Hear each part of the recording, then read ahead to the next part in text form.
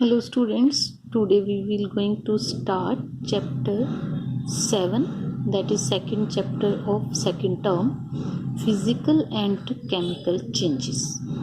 Under this chapter we will complete physical and chemical changes, rusting of iron and crystallization. And chapter start करने से पहले सबसे पहले हम देखेंगे कि चेंजेस क्या होते हैं। तो इसके लिए हमारे चारों तरफ बहुत सारे सबस्टांस होते हैं।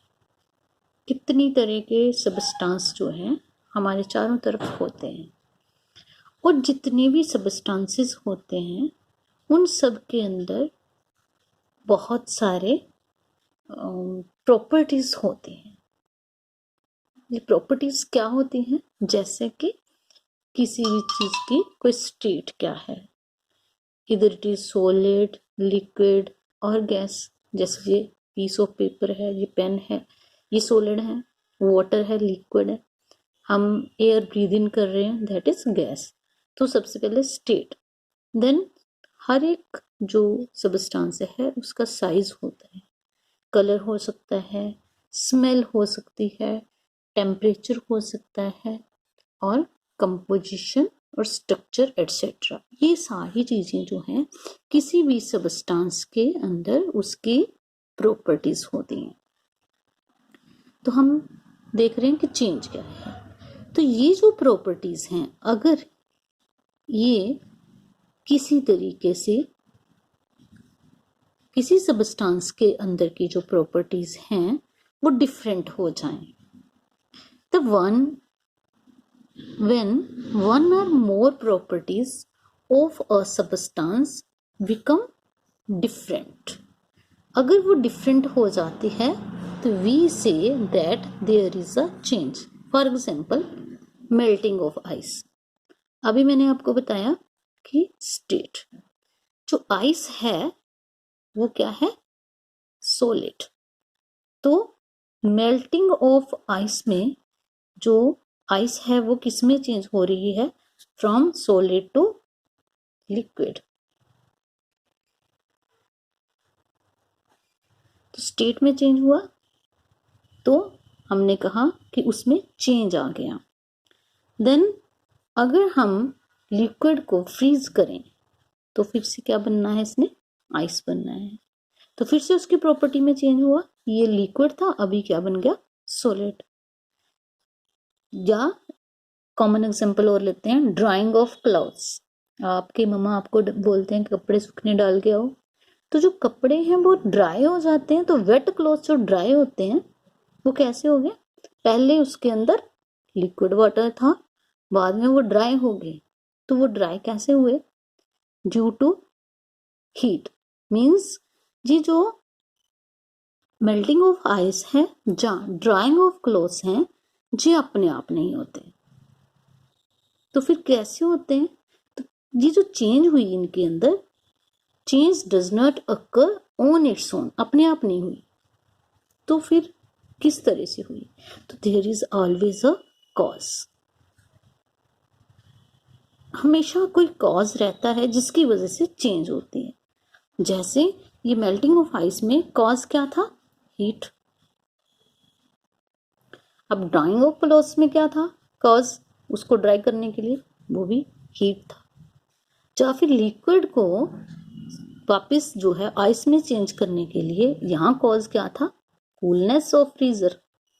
तो इस तरह से जाके सपोज कि मेरे पास ये पेन है तो मैं इसे ब्रेक कर दूं, तो ये ब्रेक जो हुआ इसमें चेंज आया इसके स्ट्रक्चर में। तो ये ब्रेक कैसे हुआ? बाय फोर्स, मैंने फोर्स लगाया उसको। तो इसका मतलब जितनी भी चेंजेस होते हैं उनको चेंज होने के लिए उनके अंदर प्रॉपर्टीज में कोई जो है चेंज आएगा, डिफरेंट हो जाएंगी प्रॉपर्टीज। और ये जो प्रॉपर्टी डिफरेंट होंगी वो किसकी वजह से होंगी? इसके अंदर कोई ना कोई कॉज जो है वर्क करेगा। जैसे मैंने एग्जांपल दिया आपको ये हीट की, या फिर हमने ये तोड़ा, इसे ब्रेक किया तो फोर्स लगाया। तो इस तरह से डिफरेंट डिफरेंट जो है कॉजेज जो हैं हो सकते हैं किसी सब्सटेंस के अंदर चेंज लाने के लिए रिस्पॉन्सिबल। तो अब हम देखेंगे कि फिजिकल और केमिकल चेंजेस क्या होते हैं। सबसे पहले फिजिकल चेंज, तो let us see here. Every day you come across many changes around your surrounding. These changes may involve one or more substance. Example, when you keep some ice cubes in container in the open, the ice cubes change to water. When you add sugar in milk, milk becomes sweet in taste. ये आपको पता है। If you add some curd to warm milk and keep it at room temperature overnight, it changes to curd. आपने कभी देखा अपनी मम्मा को curd बनाते हुए? तो इस तरह से वार्म मिल्क में वो कर्ड डालते हैं, तो फिर से वो जो मिल्क है वो कर्ड में चेंज हो जाता है। तो आपने देखा ये सारी चेंजेस हो रहे हैं। तो similarly cooking of food, digestion of food, rusting of iron, stretching of rubber band, thousands जो है एग्जाम्पल आपके चारों तरफ आप ऑब्जर्व कर सकते हैं। अब ये किस तरह की चेंज जो है फिजिकल होती हैं और किस तरह की चेंज जो है केमिकल होती हैं। सबसे पहले हम एक्टिविटी के थ्रू देखते हैं फिजिकल चेंज। इसमें यहाँ पे हमें क्या चेंज का बताया हुआ है? Ice change to water and water change back to ice.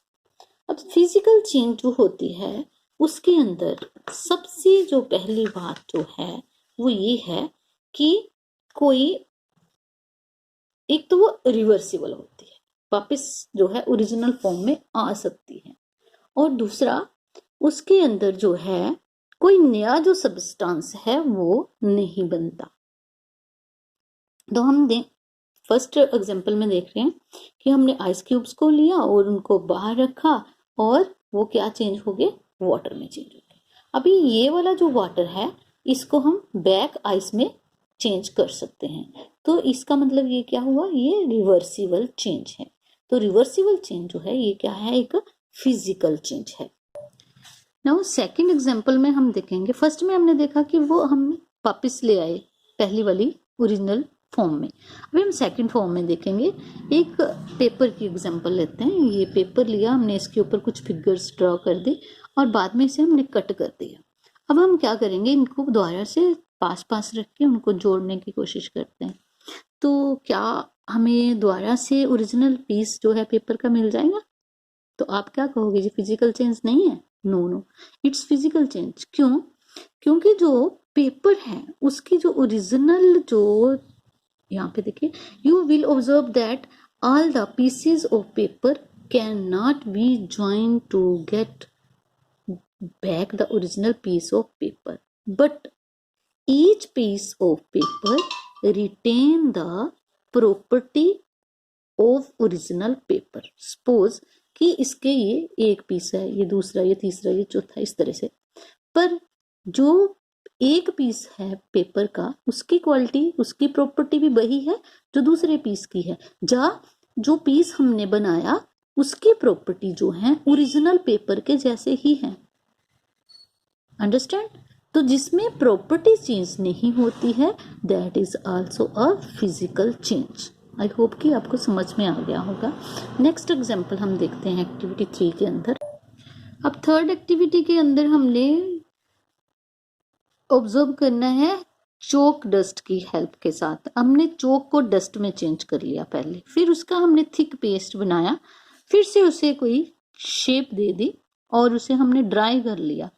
तो फिर से हमने उसके साथ ट्राई किया लिखने का, तो ओरिजिनल प्रॉपर्टी उसकी वही होगी, फिर से वो लिखा जाएगा। तो मीन्स अगर हम पाउडर बना देते हैं चौक का, तो वो जो चौक पाउडर है उसकी प्रॉपर्टी चौक के साथ, जो स्टिक जो है चौक की उसके साथ बिल्कुल मैच रहती है। प्रॉपर्टीज में कोई भी चेंज नहीं आता। जब प्रॉपर्टी में चेंज नहीं आता तब वो जो चेंज होती है वो फिजिकल होती है। To understand more detail we will do another activity, activity 4। इसके अंदर हम देखते हैं observe physical change with the help of sugar solution. हम क्या करेंगे? एक बीकर के अंदर वाटर लेंगे, उसमें थोड़ा सा शुगर मिक्स करेंगे और हम क्या ऐड करेंगे, इसको हिलाएंगे और हमें क्या मिलेगा, शुगर सॉल्यूशन मिलेगा। अभी हम बर्नर के ऊपर या गैस के ऊपर उस कंटेनर को जिसमें शुगर सॉल्यूशन है उसको रख देंगे और क्या करेंगे, उसे हीट करेंगे। जब हीट होगा तो जो वाटर है वो क्या होगा, इवेपोरेट हो जाएगा और जब सारा वाटर ड्राई हो जाएगा तो यहाँ पे बॉटम पे जो है क्या बच जाएगा, पाउडर्ड फॉर्म में कुछ सब्सटेंस बच जाएगा।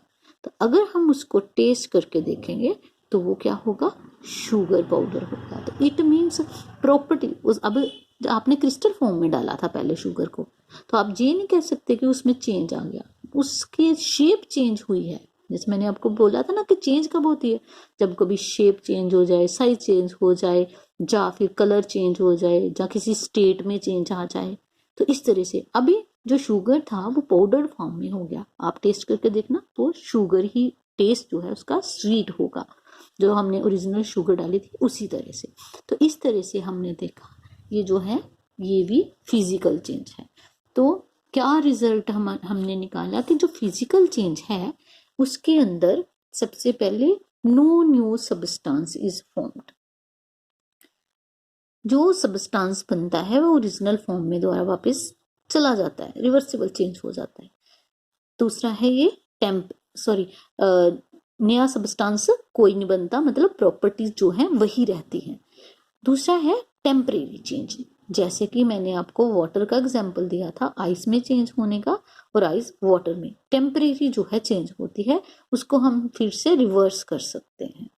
थर्ड है अ वेरी लिटिल एनर्जी इधर एब्जॉर्ब्ड और इवोल्व्ड, जैसे हमने ये वाले केस में देखा, हमने हीट जो है इसको अप्लाई करी तो चेंज जो था हमने देखा फिजिकल चेंज है। तो कई बार जो है हीट एब्जॉर्ब होती है और कई बार हीट जो है हम खुद उसको देते हैं। इस तरह से जो है फिजिकल चेंजेस जो है आपके चारों तरफ कितनी सारी एग्जांपल्स आप देख सकते हो। जैसे आप वाटर वेपर को कूल कर लो, अब ये जो वाटर वेपर हैं ऊपर जा रहे हैं, इनको अगर हम कूल कर लें फिर से वाटर बन जाएगा, फिर से फिजिकल चेंज है। अगर आपसे कोई ग्लास टूट जाए, शीशे का ग्लास टूट जाए, तो वो कौन सी चीज होनी चाहिए, वो भी फिजिकल, क्योंकि जो प्रॉपर्टी है वो ग्लास ही है, चाहे वो एक पीस है चाहे वो फुल ग्लास है। तो इस तरह से वैक्स ले लो, वैक्स अगर मेल्ट हो रही है तो आपने कैंडल जलाई होगी कभी तो देखा होगा जो वैक्स जो होती है मेल्ट होके नीचे गिरती है, तो मेल्ट होने के बाद अगर वो उसको हम कूल होने दे तो फिर से सॉलिड वैक्स ही बन जाती है। तो इसका मतलब ये क्या है, फिजिकल चेंज है। तो कितनी सारी एग्जाम्पल आप अपने चारों तरफ जो है ऑब्जर्व कर सकते हो। तो आई होप कि आपको समझ आ गया होगा सारा फिजिकल चेंज क्या होती है। तो इसको अच्छे से समझदारी के साथ काम करना, पढ़ना, रीडिंग करना और अपने चारों तरफ ऑब्जर्व करना कि कौन कौन सी चेंजेस जो हैं फिजिकल चेंजेस होती हैं। एक्स्ट्रा एग्जाम्पल आप लोग खुद कलेक्ट कर सकते हो। Thank you, this is all for the day.